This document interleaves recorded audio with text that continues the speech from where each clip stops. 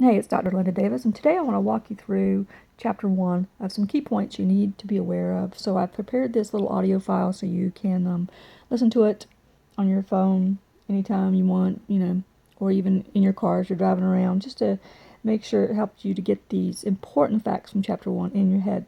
I'm taking it from the textbook Leadership, our textbook Leadership, Theory, Application, and Skill Development. So here we go. You should know and be able to briefly describe the 5 key elements of leadership. There's the leader-follower, where leaders influence the behavior of followers, and vice versa, which means that followers influence the behavior of leaders. Then there's influencing. That's the relationship between leaders and followers who change the roles. Then there's organizational objectives.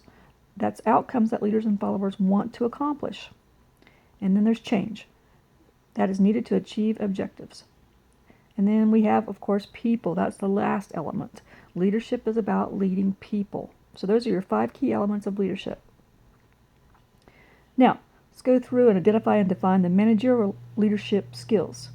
The 3 skills are, we have technical, interpersonal, and decision-making skills.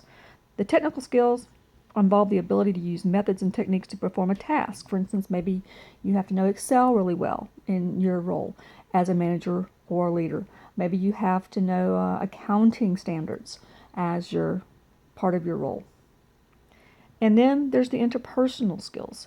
Those involve the ability to understand, communicate, and work well with individuals and groups through developing effective relationships. And the third one is decision-making skills. Those are based on the ability to conceptualize situations and select alternatives to solve problems and take advantage of opportunities.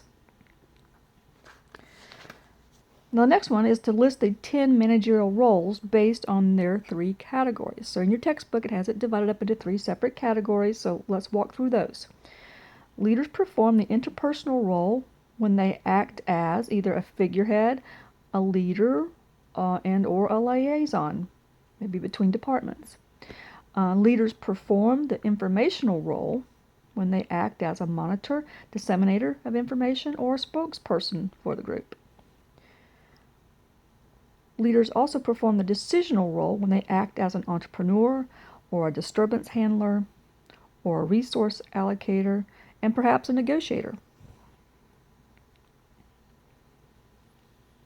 So those are the 10 managerial roles broken out into the 3 different categories. Now let's talk about the interrelationships among the levels of leadership analysis. There's 3 levels of leadership analysis. We have individual, group, and organizational. Obviously, starting from the smaller to the larger there. The individual performance affects the group and organizational performance, and the group performance affects the organizational performance, and both the group and the organization affects the performance of the individual.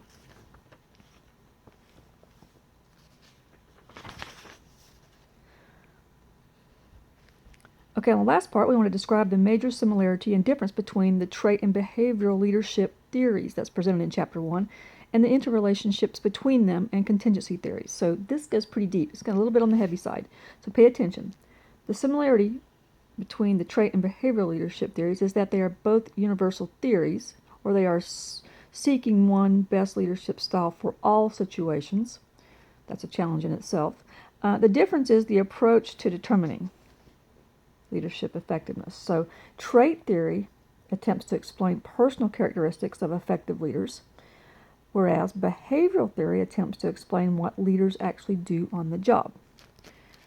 So listen to this if you have time over and over and over again to kind of get it firmly put in your head.